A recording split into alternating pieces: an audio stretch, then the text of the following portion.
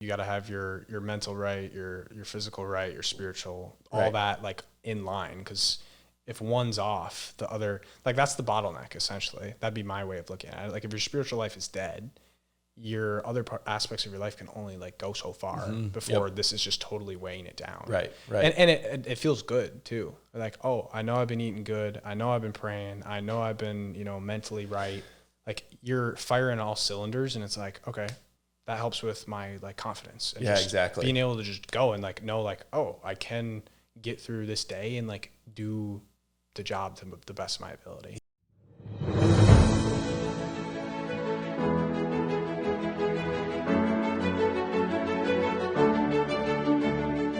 Ladies and gentlemen, welcome to Vox. Pauli, thanks for tuning in to another episode. Today, we have a very, very, very special guest.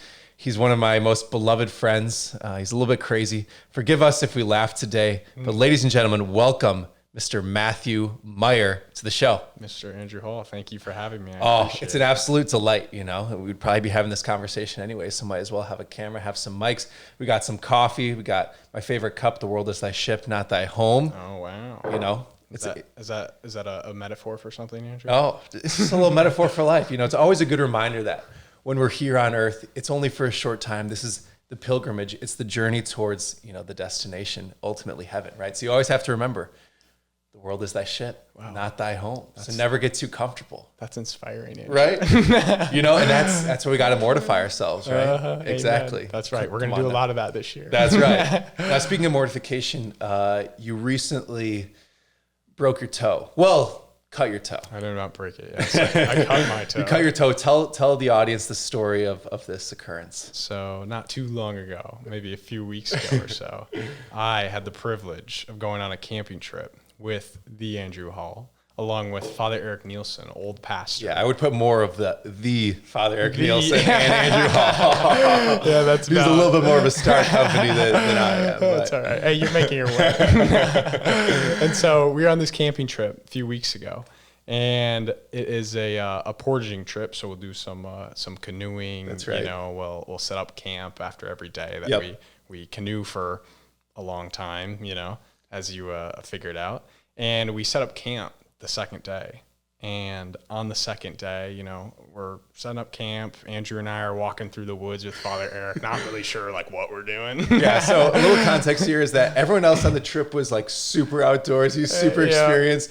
And then there's Matt and I. No idea. The most suburban kids of all time. Yeah, white collar is right. possible. Yeah. We're both like finance pros and we're thrown in the middle of the woods. And so Father Eric, he grew up going canoeing. He grew up on these type of trips and he's showing us like, this is the type of wood that we got to get for a fire tonight. And it starts raining on us. Mm-hmm. And all of a sudden it starts downpouring rain. So then you got Matt Meyer. We just set up camp and it's just pouring. He's like, it doesn't matter if I'm swimming or if I'm in the rain because it's the same. So I'm going to jump in. Yep. So then I see Matt take off his shirt, runs down to the lake rather, and then go in. And then, so I was just like, I don't care at this point. It's pouring rain. I took off my shirt and I was like, I'm going to be wet anyways. I'm going to run into the water. Why not? And so we had some of our, people on our crew, they were sitting in the water, like standing there, and I go running in. And when I go running in, I'm wearing actually the sandals I got on right now. Got the Tevas. That's right. And I started running in, and as I was going in, the lace or like the strap on the front starts coming out. And I like noticed that, but I'm like, oh, it doesn't matter. I'll be swimming in here anyways in a minute. And like right as that comes undone, I take my next step into the water about waist deep. And I like stepped into the sand. I felt something. I was like, oh, that felt a little weird. Like, what was that? And then I like, everyone else is laughing because they're like, what is this guy doing with his shirt off, like running in the water right now? Like he's like drunk or something. And I start walking back out. I'm like, oh, that feels a little weird. And then I'm like, I think I maybe like cut myself or something. And I walk out, and then I get to the picnic table, and then I look at my toe. And at first it's like, oh, it's just a little cut. It's just a little cut. Not too bad. Like, we'll be fine. And then I look back and I like move it a little bit. I'm like, oh, hell no. it is gushing blood. Yeah, it was and not for those good. that don't know, Matt is not comfortable No, with blood. I get super like queasy and Yeah, everything. I gotta tell one story for the people. All right, fine, expose me. So we go to Mission Impossible 8 this year. It's Matt and I's first Good time movie. seeing Mission Impossible. We went with James Pauli and Father Eric, Yeah. and we're sitting in the theater, and all of a sudden this guy has like a bullet wound or something, and he needs to be stabbed with a pen or something to, we're not medical. Dude, don't this spoil. is not medical advice. Don't spoil. But anyways, stabs this guy with a pen, and Matt is sitting right next to me. We're these in recliners, and he leans over and he starts like hugging me because he gets scared. He's all like curled up. I was like turning away from the screen because I'm like, I do not like that at all. So that was just a little teaser into this moment. Teaser, yeah. So then you're bleeding yourself out. So what are you thinking during this moment? Well, right when I saw it and how deep it was, I was like, oh shoot, like this is a little bit more of like an issue than I thought it was going to be. And like, we're just at a campsite in the middle of a lake, in the middle of the wilderness. Like, we're going to have to go to civilization, get this thing figured out, because, it wasn't something I could just sit there and be like, yeah, I'll just walk. It'll be off. fine. It's okay. Put some elbow grease in it. Yeah. Rub some dirt on it. Well, Father Eric right away was kind of like, yeah, maybe we could wait till the morning or something. I'm like, Father, this thing is deep. Like, I don't know about that. But like after I looked at the cut, examined it a little bit, I wanted to go walk to the tent. And then they're like, no, you probably like shouldn't walk on it. You don't want to get infected. Yeah. And then all of a sudden Andrew Hall, my savior, comes out of nowhere and just manhandles me. I carried him like a baby. Yeah, like a baby. I was like, wow, that's actually impressive. That's what I thought in my mind. I was like, wow, dude, this guy's actually really strong to be able to pick me up and do that. I have no functional skills. I can carry a little bit of weight here and there. So I carry him up to the tent, and then Sylvan, shout out Sylvan Milivolti. Shout out my boy. He Sylvan. also saved my life. Saved him. He like patched it up a little bit, and then you brought him into town. He went to the ER, and then that was the end of your camping trip, unfortunately. I know. And the rest of us had to continue on. Yeah, you did continue on, but I will say, because it was desperate measures, and I had to find a spot to sleep. I wasn't going back out, even though Father Eric wanted me to. Yeah. I ended up getting put up in a king suite with a jacuzzi. So I used that a lot. It was phenomenal. Oh my gosh! The next morning, it's like still raining outside. Our clothes are sopping wet. Like, we had one pair of clothes for this entire trip, and then I think it was Allison Oman. Shout out Allison. She was like, you know what? Matt Meyer is probably in a jacuzzi right at this moment. Did she say that? Yeah, That's actually funny. So we were like frigid cold, and then there's Matt Meyer in the jacuzzi. Yep. So I didn't think I was actually going to use it, but it actually worked out perfect, because I was like, well, I can't really get in the shower right now because I got an open wound, so I got to keep this thing, dry. Well, so it ended up working out that way, and then my dad ended up picking me up. Yeah, so right. We'll have to run it back next year. That's right. We're gonna come back bigger and better than ever. Father Eric Nielsen, legend, taking us on this canoe trip. So tell the people a little bit your favorite thing about Father Eric, or what you've learned from him. This is your third year on the camping trip. You've known him for a little bit. What have you learned from Father Eric Nielsen? I mean, aside from all the wild takes that he typically has, that, you love to entertain. And at least for me, it's like, I agree with some of them. Other ones, maybe not so much. It just depends on what it is. But I always love to hear them. Yeah. Because it's like, you're sitting in the canoe with him for hours on end in a day. And it's like, Father, tell me about dating. And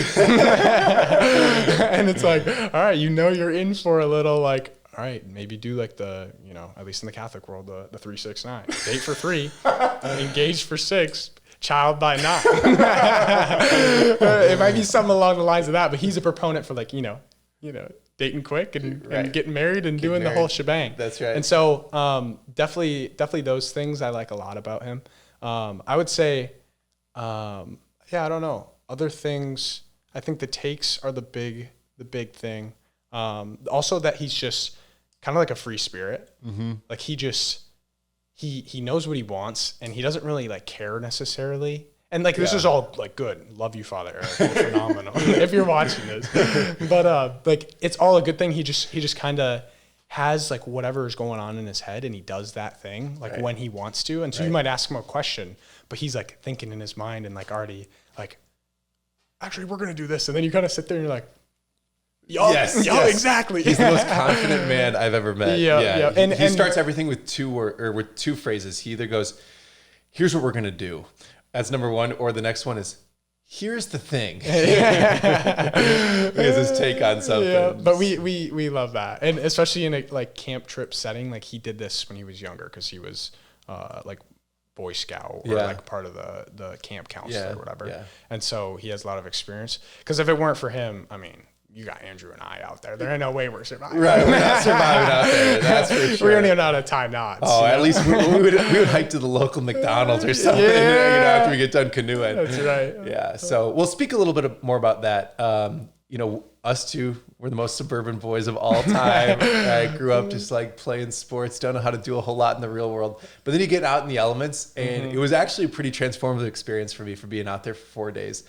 Speak a little bit about like the importance of getting outdoors, or how being outdoors for that period of time has kind of changes you, or your perspective on that. Yeah, I mean, you and I were talking. It was actually right before the cut. The whole thing happened. But when we were looking for different wood for the fire and then setting up the little, shelter area that father did, it was pouring rain. We were just sitting there after a long day of canoeing. Like, by all means, like he looked at us from a 30,000 foot view, like we were in shambles. Yeah. It was a nightmare. Like, yeah, like we're just sitting there getting all wet, like rained on. But when you have everything like stripped away from you in that way, and there's no option to go to a shelter, like air condition, or be somewhere that's safe and nice and comfortable, it's like, you know what? This ain't that bad. Right. This is what we got. Yeah. It's like, it's not ideal by any means, but it's still like you make do with what you have, and you just learn to appreciate the little things, like even a tent, a tiny little tent, when you're sleeping on the ground, it's like, I got my shelter. Yeah, I got shelter, right? I'm not getting poured on, or like a nice hot meal at the end of the day. Definitely. Like it is, you have to work so hard for it though. It takes hours and hours to go get the wood and then get the fire going. And you can't control the temperature. You might have a little bit of burnt potato. You might have the rain coming down. It doesn't start. You might have some like soupy peach cobbler. You might have some ants that are freaking attacking you. Yeah, some ants, and not everything's ideal. But I just found when I was out there, I'm like, yeah, the conditions are not ideal, but I find that it's just, you're just so much happier. Just like, that's all you have to deal with. And I think there's a certain element of that in society today where it's like, yeah, we do have everything so ideal. We've never had more shelter, more food provided for us. We've never been more entertained with technology and all the endless options for, entertainment online and whatnot. And yet society, we're as unhappy as ever, right? Depression rates, loneliness, anxiety has never been through the roof. And so it's just curious of like, yeah, is it, there's a certain element in beauty to suffering and to being in uncomfortable situations. And I think we've lost a lot of that in the modern world. No, definitely. And I think that's a big reason why I like going on this trip for the past 3 years or so, because it's been somewhat of a tradition. This was your first year coming along, but hopefully not the last. Yeah, exactly. But like it is for me like a retreat, in that I don't bring my phone. I know it's going to be a little, like we're roughing it out there. Yep. And again, if it was just me, like I don't know if I'd be able to do it because I don't know how to do all the different things. But you have Father Eric, you have Sylvan, you have other people that know. But it's really like a reset. Yeah. Because I told you at one point on the trip, even after a day of being on it, I was like, yeah, we get to times where we might like stop on the canoe and like all hang out and maybe eat a little quick lunch while Father's serving some like summer sausage on the paddle or something. It's like you sit there and I like just out of habit reach for my pocket because I'm like, oh, I can just go on my phone right now because, I have time or I'm bored or I'm like, I would rather be, sitting on my phone looking at the Wall Street Journal or something like that. That's a finance pro thing. Gotta check those stocks. Yeah, for real, the S&P. But, you realize like, oh, I definitely have a very unhealthy attachment with this. Yes. With this thing among many others in my life.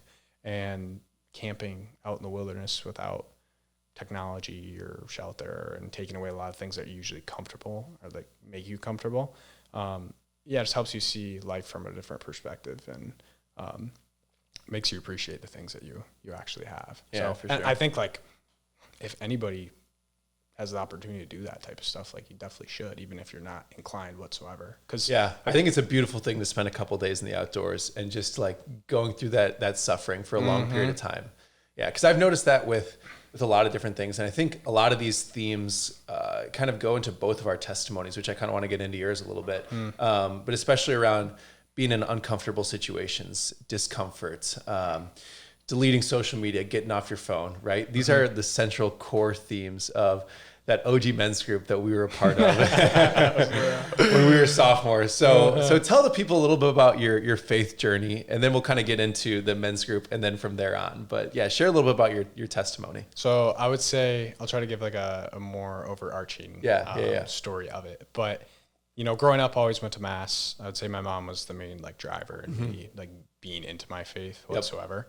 And so I would go with her on Sundays, and, you know, I think I had like most of the morality aspect down, and like I appreciated the church's teaching, and that like you should be, you know, whatever, like a good human, nice to other people. And so I always try to follow that. And I mean, I went to a Catholic school, and so had some of that formation there, but never really like got super into it. Again, would just go on Sundays, and that was kind of that. And then ended up getting to college freshman year. I went to Whitewater. And then my older sister, Abby, she went to Madison and found St. Paul's, and that was more so during COVID. So I think it was like a little getaway for her. Yep. And so she got heavily involved in the community, and then she invited me to winter retreat freshman year through St. Paul's. Yep. And that's when you were at Whitewater. That was when I was at Whitewater. So I ended up going on it because she invited me, and then meeting some of, you know, the different cast of characters at St. Paul's, because there's always some people. Always have a cast of characters around here. There's no two people the same. Definitely. Yeah. And so got acquainted with the community that way. And from that point, kind of just like fell in love to a point of, I wasn't still like super into my faith. Like I was going to mass on Sundays at Whitewater, and I like valued it. I knew it was a thing I should do. I just never really did it. And then fast forward to the next year, I ended up transferring to Madison, coming to St. Paul's a good amount. And then I remember the first like cookout for the game day meal. I ended up meeting Greg, which segues into the... Shout out Greg Lyon. Shout out Greg, my brother.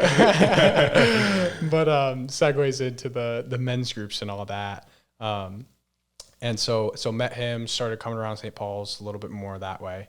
And I just remember at one point, the first semester, because Greg was intern turned focus missionary. Exactly. And then now is at Berkeley and team lead, which is weird to think about. But, but you got it, my brother. And so, I mean, he was a driver, I would say, in a lot of our maybe conversions and like getting the faith to, you know, people to prioritize it. And it to not seem like it was, I'm a weird person per se, to like prioritize my faith and pray and go to church. Yep. Because especially on college campuses, there's always that kind of stigma of like, oh, you're the church guy. Right. Like, I am the church guy. Right. I remember one of my vivid memories is we were actually in the exact room we're recording this podcast, and Matt and I are probably sitting in like the same chairs we're in right now, and Greg's up at the top, and he goes up to the whiteboard and he goes, guys, I got to draw something for you. And he makes a giant, I'm gonna draw it on this legal pad actually, right here. All right. So he makes this big spectrum, right? He makes this big spectrum. And on one end of the spectrum, he says holiness, right? And on the other end, he writes cool, all right? So this is kind of what it looks like for the people, okay? So he's got a spectrum. He's got one end that says holy, one end that says cool, all right? And he says, you guys think that you can either be super cool or super holy, you know? And then he just draws a giant X over the entire thing. And he says, that is not true. You can be cool and holy at the same time. And so he took what were these concepts of like deleting social media or fasting from food or going to a daily mass or praying a rosary every single day or, going to morning prayer and doing mental prayer in the morning. He made shutting off your alarm clock in the morning like, these are the things the cool kids do. Like all my best friends, like all these cool normal dudes, loved sports, loved hanging out, loved having a good time, right? Weren't afraid to crack a joke, weren't afraid to make fun of one another, and they were doing all these things. We were waking up in the morning and we were shutting off our alarms. We were like, Satan wants us to snooze the alarm. You know, and we all pulled up to morning prayer together, and then we drank coffee and played what's that game with the soccer ball? The hacky sack. Hacky sack. We played hacky sack together. And then on Fridays we'd all, pack the pews. We're going to new mass on Fridays.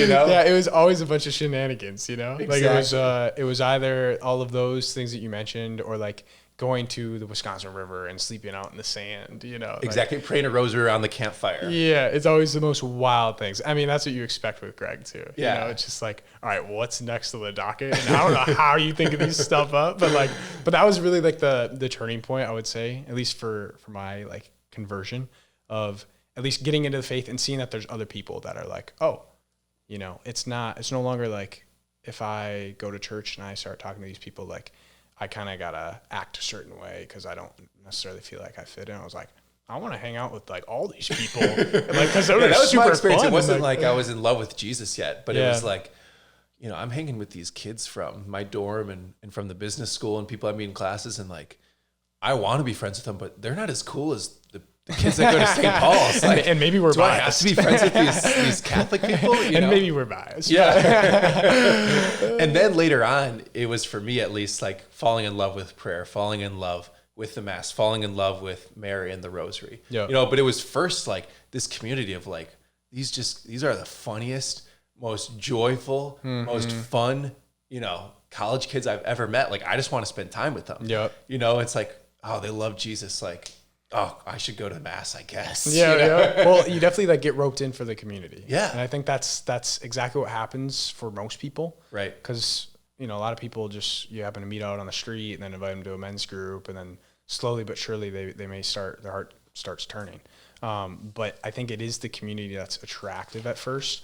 And then from that point, it is like inviting people to morning prayer, and then just let God work in their hearts and in their lives, because he's, you know, the one that does it at the end of the day. Yeah. But I'd say that's also something that that you notice though, like coming in, of how different like St. Paul's and the kids here are, is that you realize these people are actually like really happy. And I think what I was lacking with a lot of other people, pretty much most of my life, was depth. Like, you can have a great time with maybe some of your roommates that you met freshman year, or, you know, some of your other buddies from like high school. And it's not to say that not everybody doesn't have it, but you just come here and it's like, oh, we can talk about like deep things, like the questions of life that most people either want to find answers to, or they, you know, go most of their life trying to run away because they don't actually want to think about it. Right. And I think that's also what was super attractive, because it's like, yeah, I come off as a very silly, like whatever guy that kind of messes around a lot. But like when, you know, you got to talk about stuff, it's like, okay, now we're diving in. Exactly. And I think that was definitely big for me. And then slowly but surely just praying and, you know, going to, you know, the morning coffee and, and praying in the morning, and doing all that stuff just turned my heart, I think. Right. So. Yeah, I don't think people talk about enough, like on a college campus, like especially like UW-Madison, right?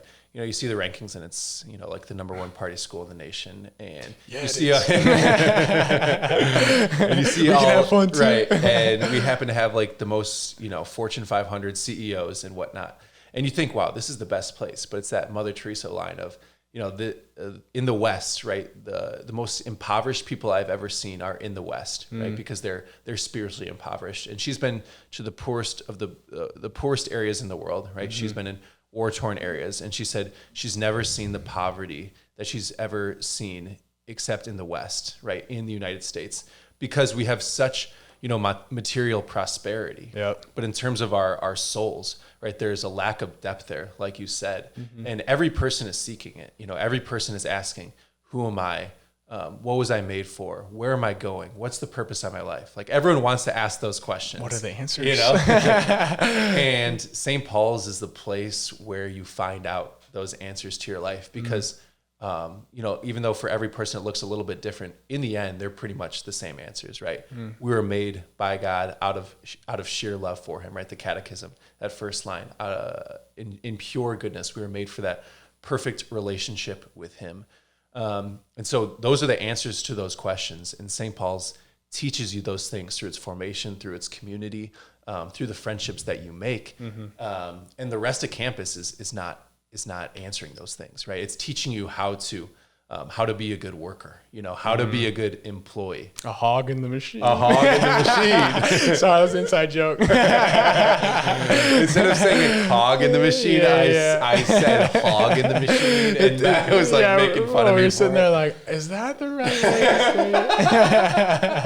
it? It's all right. We all have our moments. Oh, exactly. But tell me a little bit more about your experience of finding out some of those questions and just digging deeper into your faith. Kind of what was that process like? Yeah. I mean, I think it was somewhat of what we talked about. It was getting to different men's groups and then getting more involved in like the St. Paul's community here. Because through the friendships that, with you or with Greg or, with some other close buddies at St. Paul's, you are introduced to different perspectives you probably hadn't thought about before. And I would like to say like that I come off as more of like a, mess around, always clowning, whatever, and not really get deep. But I think I've always had that like deep side, and that I've been like curious of certain questions of like, why are we here? Or what is the meaning of life? And always like confused why certain people don't want to ask those questions. I mean, you come to figure it out a little bit later on, probably, of like people, especially if you don't have God or something to believe in after. It's like, I don't want to think about I want to avoid those questions. Yeah, right. Exactly. And Father Eric had a really good quote on our trip. I don't remember exactly what it was. Yeah, I don't remember it either, but it was really good. We both know. It was really good. So I got to look that up and be able to have that memorized. But Great. I would say mainly through men's groups and the community and the friends I've like built up here, I've been able to dive deeper in our faith and in finding answers to those questions. Right. What you were saying before, it's just, I don't know, as you dive in to the faith and you really start learning, like Christ will reveal certain things to you. And I would just say different ways like that. Yeah. And the more you dig into those questions, those deeper questions, which are just like great points for meditation and for prayer, because they really center your life around everything around it. And in the end, that's how you become a person with, a Christocentric vision for their life, of where Christ is at the center of everything that they do. And all the problems to your life, your work, your relationships, your vocation, right? As Blessed Fulgenstein says, all the problems in the world can be solved in that tiny white host. And your life just becomes so much simpler. You're like, it doesn't matter if I die tomorrow. I'm sorry, Mom. If I do die tomorrow, I know you will miss me and everyone will miss me. But, it's like, we know that. Humble. It's like if I die. Director of housing, everyone. Yeah. If I die tomorrow, it's like, praise God, he wants me home. The earth is thy ship, not thy home. And as long as I am in a state of grace, which that's why it's so important to be in that state of grace and to frequent the sacrament of confession very often, because we need the Lord's mercy. But it's like, wow, fantastic. I am so excited to meet my maker and my creator, and I will be in eternal happiness. And if God wants me to live 100 more years, and that'll help if I'm on the carnivore diet, which we're going to talk about next. Let's go. If he wants me to live 100 more years, praise God for that as well. I'll work and I'll labor. And I will be his good and faithful servant if he wants me to live till I'm 122. But you probably don't want to see that. That's and funny. so it's just like utter detachment from whatever happens in your life. It's like, it's in your hands, Lord. As long as I have you, that's all I need. Yo, I think that's super true, because there is that freedom to like, okay, if I were to go out tomorrow, like, I'm good with the Lord. I'm good with it all. And like, it's easy for me to say now, because at least in terms of age, death isn't necessarily around the corner. Right. Like, I'm sure if I'm 65, maybe I'll be having a little different thoughts. But then again, I also have a full life of, having a relationship with Christ and being able to ground myself in him, and that, whenever the day comes, like, I am ready for that. Yep. I took a trip earlier this summer to Europe, and I went to confession before the flight, and I was like, if the flight goes down, I'm okay. No, like, that's the beauty of the sacrament of confession, though. I think we don't think about it enough of like, when you go to confession, you are absolved of all of your sins that you've ever committed, right? And, we might have to do some purgatory time in there. That's right. You and I have made one too many jokes here and there. That's true. Right? But the goal is actually to do our purgatory here on earth, right? We want to have that period where we're purified of our concupiscence, of our evil desires, and we just want to be saints. We just want to be holy. We want to be set apart. We want to be in union with the Lord. And so we can do our purgatory here, right? That's right. So, let us, right now, you're having this optimistic mindset about your toe. Like, that's beautiful, or you're being purified of, all of these different things by doing the internship and just striving for the Lord is like, that's what we're here to do now, is to do your purgatory so you can be right in union with God when you die. That's right. Hey, that's well said, Andrew. That's right. So you went to Europe this summer, Rome, correct? Yeah, I went to Rome, and then I went to Florence, and then I went to Lisbon. So we did a little hopping, but... So tell the people a little about your time in the Eternal City. What did you take away? So, well, it was my second time around because we did the pilgrimage with St. Paul's last January. Yep. I'll say a few things. My second time around, it was really good. It was really fun. We went to Vatican City. My mom had never seen it before, so she wanted to definitely check out everything. We did this tour on top of St. Peter's Basilica. That was pretty neat because you could see, the whole Eternal City, as you say, out from a bird's eye view. So that was super, super cool. Lots of other good parts of that trip. I will say, going to Rome in the summer, it is hot. It's like so hot. It's like, because like a built-in sauna. Yeah, for real. I mean, and I had the impression of what it's like in January, like when we were wearing, a coat with some pants, and it's like only 50 degrees, so it's like kind of works out. But it's like, yeah, you're really just cooking. So no, that was definitely fun. We because it's the Jubilee year. Yep. And so you could do the pilgrimage and all that stuff. And so we wanted to do the pilgrimage at least at St. Peter's Basilica. Go through the holy doors. Yeah, go through the holy doors. Yeah, get that plenary indulgence. That's right. You got to have what is it? What are the words? You have a complete detachment from all sin, though. Is that what it is? I think I think that's one of the necessary requirements for the plenary indulgence. So the criteria of all that was a little wishy-washy with me, because my mom, she was like really, really wanted to do it, and I was fine doing it, but we were out there for a little while. We're like, well, we could do other things, whatever. And so we ended up signing up for it, standing in line, and one of the workers came up to us and was like, yeah, they're telling us to like move our cars right now because the Pope is coming through.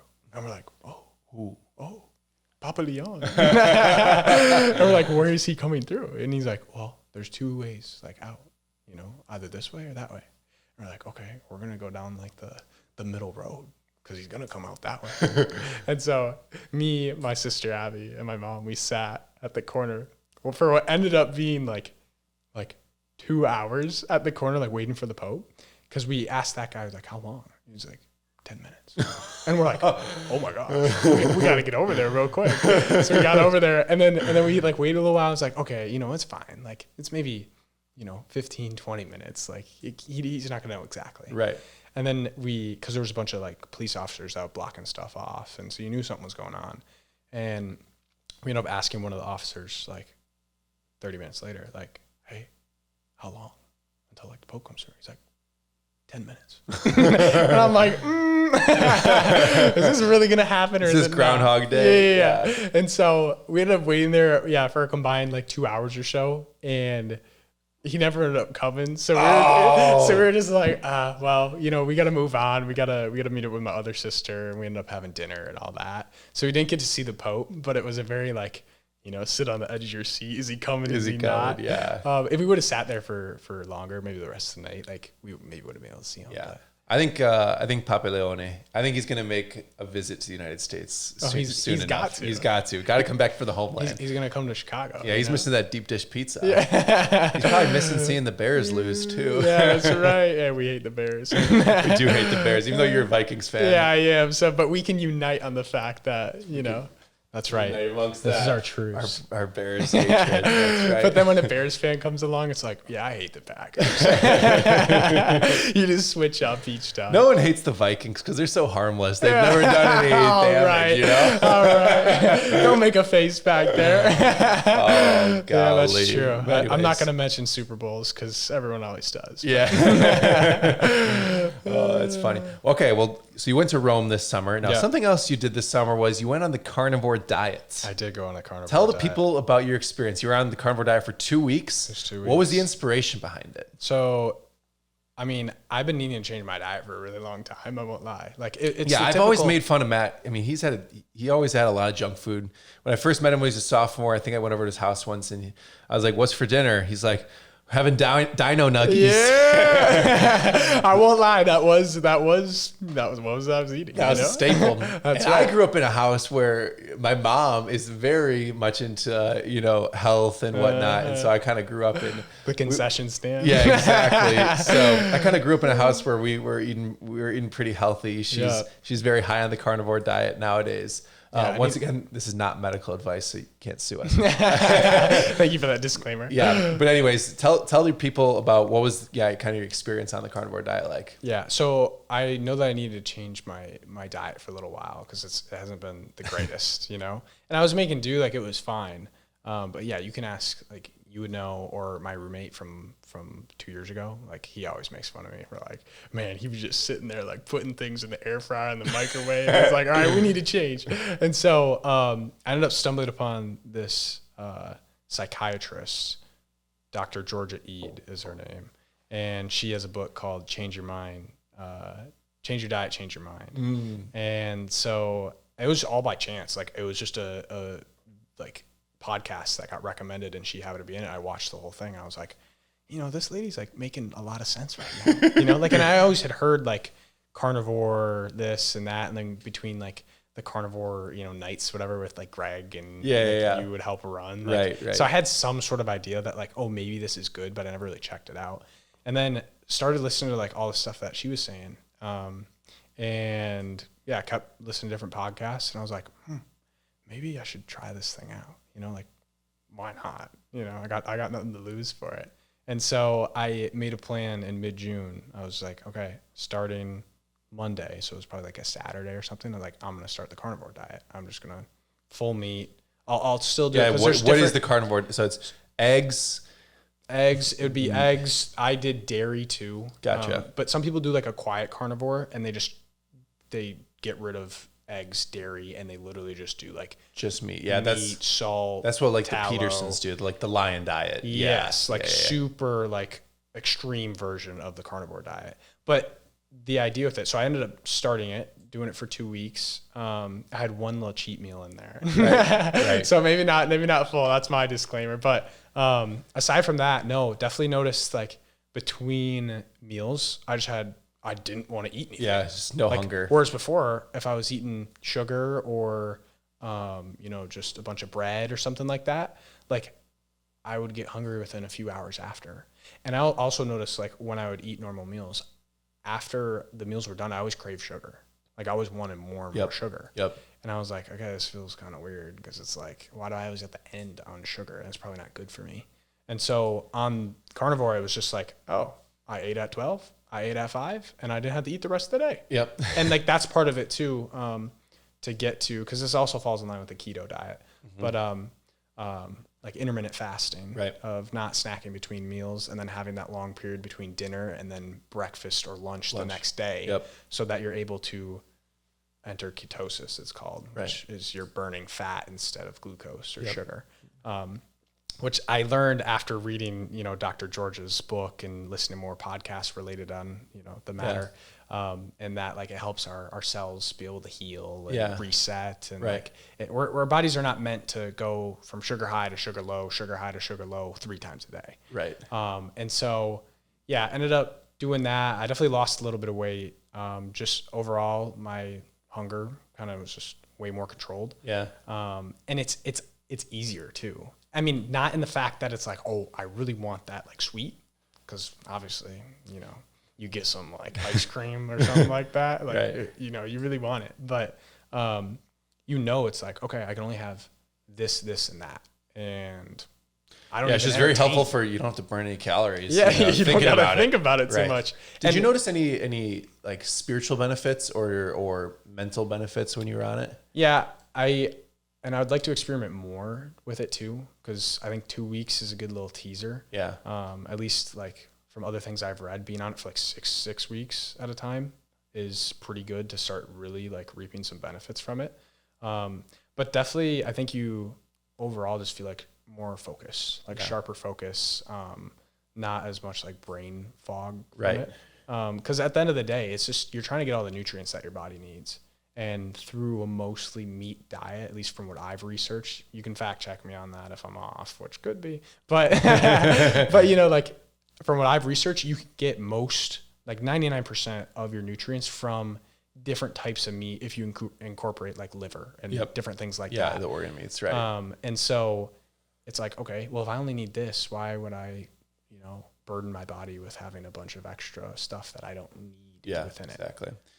Yeah, and I do think there's a correlation between health and the spiritual life that we don't talk about enough as Christians, in that, right, we have to have energy to do all the things that we want to do, right? We have to have energy to wake up, to pray, to take care of our family, to be a productive member of society in our work and our jobs, leading small groups and Bible studies, and really being a force for good in the world. And in order to have all that energy, we need good health that comes along with it. And so I think it's under talked about in terms of the importance of, you know, like working out frequently or having a good diet and those type of things. Because I've just noticed it with my energy and mental clarity. It's so helpful with when I work out, I pray better. When I'm eating clean, I'm much more focused on doing good instead of, you know, being lazy. Definitely. And so I think it's something to think about for Christians and especially students on campus, of when you're super busy in your schedules, which you're really not actually. Do you think that's like a big hot take of mine, is like students like, oh, I'm so busy. It's like, you're never going to have a time where you're actually less busy in your life than when you're a college student. So I don't like throwing that excuse around there, but you think you're really busy. But when you work out and when you pray, that multiplies your time.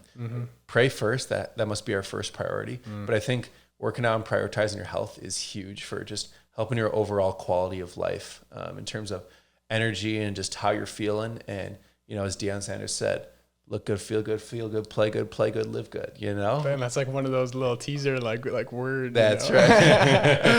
That's fun. So no, I would agree with that too. I mean, it's definitely like you know, you got to have your mental right, your physical right, your spiritual, all that like in line. Because if one's off, the other, like that's the bottleneck essentially. That'd be my way of looking at it. Like if your spiritual life is dead, your other aspects of your life can only like go so far before this is just totally weighing it down. Right. And it feels good too. Like, oh, I know I've been eating good. I know I've been praying. I know I've been, you know, mentally right. Like you're firing all cylinders, and it's like, okay, that helps with my like confidence. And exactly. Being able to just go and like know like, oh, I can get through this day and like do the job to the best of my ability. Yeah. And I just think obviously in the world, like most people are lacking in a spiritual life, so it weighs them down in different ways. And now we have issues, but that's a whole nother topic. Yeah. I mean, we used to have 4 challenges. There were only 4 challenges for men's group. And it was cold shower every day, delete all social media, listen to no music and no podcasts in between classes, and go to morning prayer, start the morning with prayer. And those were all so helpful, but especially the ones that you don't think are that related to the spiritual life, like a cold shower, right? It's like 2 minutes of, being uncomfortable, but it sets your day up for so much success, because if you take a cold shower, it's probably gonna be the hardest thing you're gonna do that day. If you say, I'm gonna take a cold shower. All right, took the cold shower. Hey, I can give 15 minutes and I can pray a rosary. If I can pray a rosary, that means I'm going to be focused on doing what's right, I'm going to do my schoolwork better. And you're so much more efficient and effective with your life if you just do one thing that follows after the next. Yeah, I mean, I never ended up actually reading the book, but isn't there the book with the military like sergeant, whatever he said, like the make your bed, like how making your bed will change your life. I would assume it follows that same like, Admiral process. McCraven, that's right. I knew you knew exactly. Make your bed, great speech actually. But we'll link it below. Shout out my guy. But it's the same process, you know. It's like, okay, if you start out like going on TikTok for an hour a day, it's right. Like, well, dopamaxing, as they say. Dopamaxing. We got to dopaminize. Dopaminize. I like that. Well, it's actually an important principle. Dr. Andrew Huberman's been talking about this, where if you have dopamine, which is basically like your motivation hormone, it's actually not like your reward hormone. It's actually like your motivation hormone. And if you receive dopamine without having to work for it, so like junk food, or you're watching TV without like putting in a good day's work, or you're just scrolling reels without ever having to do anything hard before that, it really messes with your hormone cycles, and so you're just kind of off. But if you actually earn your dopamine of like, I worked out so I can have that bowl of ice cream, you know, I did my day's work, so I'm going to have some eggs for lunch, or whatever it is in your case. I don't really know. Eggs. But it's just like an important thing to think about of earn your dopamine, you know, before you do things. Yeah, that's good. Shout out Andrew Huberman. Yeah, that's right. That's right. Yeah, pray for his conversion. He's actually been praying to God, so which is good. So yeah, that is good. Who else? Wasn't there somebody else that was on the verge? Joe Rogan. Joe Rogan. Yeah, that's right. I thought he's been entertaining because he's been going to church a little bit here and there. What's that apologist? Wesley Huff. Wesley Huff. Yeah. Good Christian apologist. Don't listen to everything he says. Yeah. Well, I started listening to him, and I like didn't know he wasn't Catholic, and then I was like, man, this guy is on it. and then I think he said some stuff, and I was like, is he Catholic? Like, I don't actually know. And I looked it up. I'm like, yeah, he's not. But great guy. Shout out Wesley. Wesley Huff is great. Yep.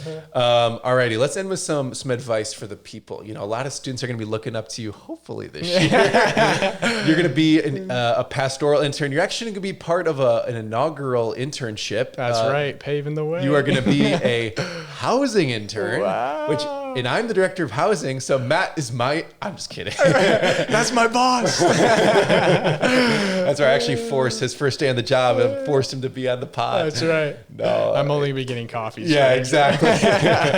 I'll take it black, 2 cream, no sugar. Okay. Right. I already got that in my phone for the last order. So anyway, so tell people what you're kind of looking forward to this year and what you're expecting from a year of being an intern at St. Paul's. Well, I'd say there's lots of things I'll be looking forward to.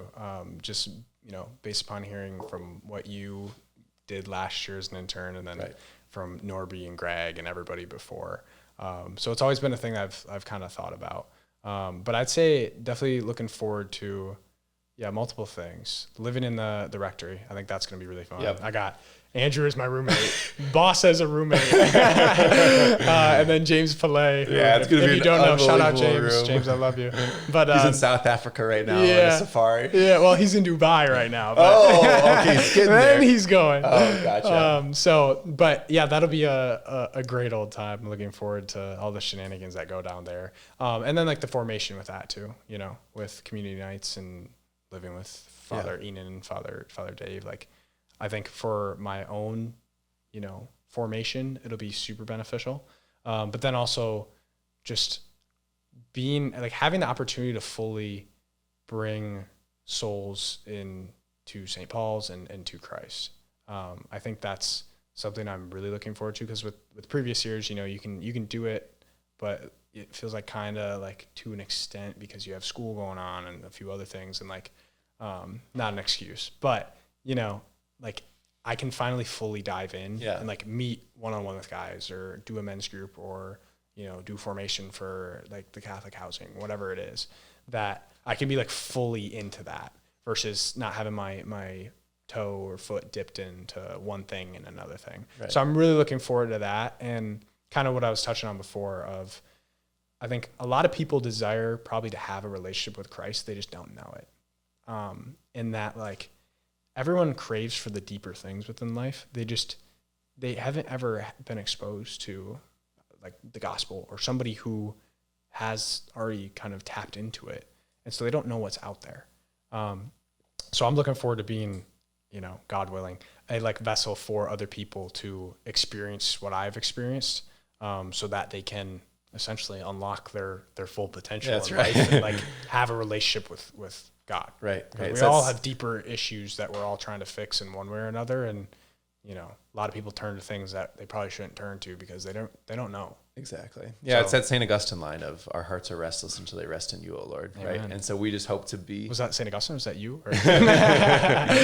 St. Augustine. Not me for sure. But yeah, we just hope to be that, you know, little treasure in clay, right? Just we are formed in clay, but God has given us the graces, and we have a record number of interns and missionaries on staff this year. Big squad. And as our Lord said, the harvest is plentiful, but the laborers are few. Right? So we hope to make a ruckus on campus. We hope to, you know, for everyone to be hearing about us, and hope to lead them to our Lord. Right? We want to be nothing. We want Christ to be everything.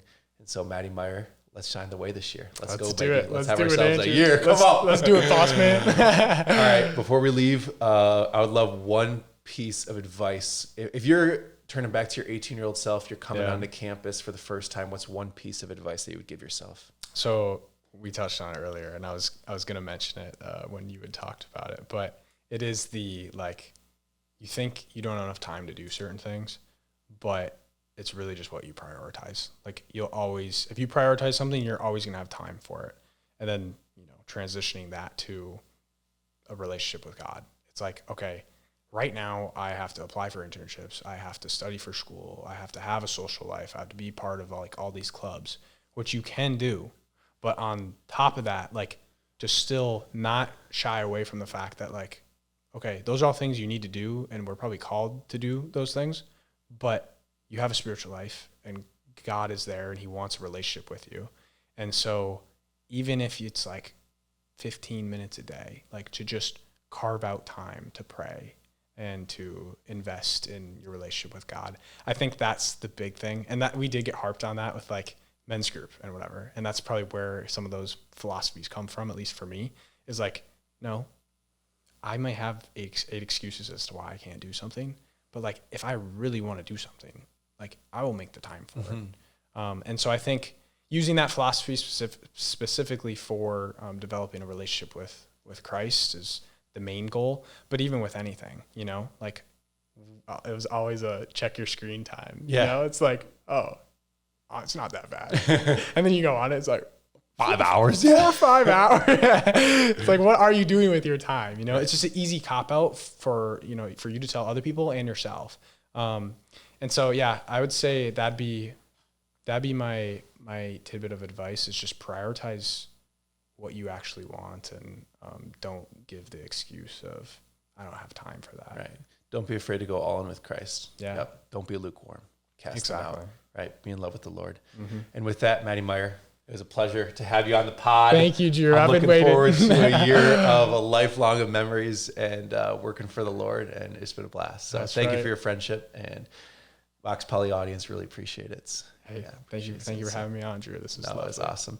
And that is it for our conversation today at Vox Pauli. Please like and subscribe, do all the things, share with your friends. It was great to have Matt on. And for us at Vox Pauli, Pax and Godspeed, St. Paul, and all you holy angels and saints, pray for us. Let's go. Peace.